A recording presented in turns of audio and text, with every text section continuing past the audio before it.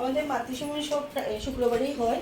আর আমরা মানে সাপ্তাহিক মাতৃসম্মেলনটা তো মানে হয়, কিন্তু ওই যে সাপ্তাহিক মাতৃসম্মেলনটা হওয়ার জন্য কি হয়, আমাদের পুরো সপ্তাহটার একটা এনার্জি পাই। মানে মনে হয় আজকে যখন যাই, নেক্সট ফ্রাইডে তো আবার দেখা হবে সবার। এই যে আমাদের দিদি চলে গেছিলো বেতনাম, ও বিশেষ কয়েকদিনই ফোন করে, ও ফ্রাইডে হলে আমাকে ফোন করতো, আজকে তো মাতৃসম্মেলন আছে না। ওই যে একটা মনের ভাব, যদি আমরা ঠাকুরকে নিয়ে চলি তখন ওই যে আমাদের একটা মনের ভাব থাকে যে সবার সঙ্গে দেখা হবে, সবাইকে নিয়ে চলবো।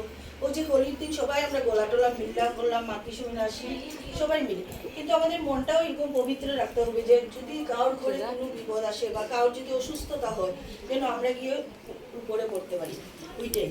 বা কেউ যদি কিছু যদি একটা প্রবলেমই হয়, সবাই যেন আমরা যেতে পারি। ওইটা তো ঠাকুর আমাদেরকে শিখিয়েছিলেন যে আমরা সবাই যেন সুখ দুঃখে, ওইটা আছে আমাদের মানে সবার মধ্যেই দেখেছি, কিন্তু আমাদের যে সৎসঙ্গের মধ্যে মানে অনেক বেশি, মানে কি কিছু হলেই দেখবে সবাই চলে গেছে। ওইটা যে আমরা ঠাকুরকে ধরেই পেয়েছি।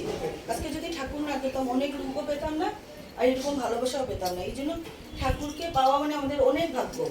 ওই দিন আমরা একটা মাতৃসম্মেলনে গেছিলাম সার্ভেতে, তো ওই দিদি অনেক এজ হয়েছেন, রিটায়ার্ড হয়ে গেছেন এখন, মানে অনেকেই এজ হয়েছে, 70+ হবে। সে আমাদের দিদি আলোচনা করছিলেন যে মানে দীক্ষা নেওয়ার জন্য ওনাকে বলছিলেন, মানে একটু যাজনও করেছিলেন, আর আলোচনাতে দিদি বলেছিলেন যে দীক্ষা নিলে কি হয় আর দীক্ষা না নিলে কি হয়। দীক্ষা নিলে কি হয় যে দীক্ষা নেওয়ার মানে যে ঠাকুরেরই হোক দীক্ষাটা নিতে হয়। আর আমাদের যদি পরম পুরুষ আসেন, এই সদ্গুরু যদি আসেন, ওনার দীক্ষা তো নেওয়া বিশেষ করেই দরকার। আর সদ্গুরু দীক্ষা নিলে কোনো ঠাকুরেরই মানে দীক্ষা না নিলেও কিছু হয় না। এই জন্য সদ্গুরু দীক্ষা যদি পাওয়া যায় তো অনেকেই ভাগ্যর কথা। আমরা যে পেয়েছি অত আমাদের আগের জন্মের পূর্ণ ছিল। এই যে দিদি ওই দিন মাতৃসম্মেলন দিলেন, উনি কিন্তু দীক্ষা নেন কেন, ওনার দীক্ষার সময় না, দীক্ষাটাও একটা জন্ম, ওনার কিন্তু সময় আসে না। আর এই জীবনে আসবে করে মনে হয় না।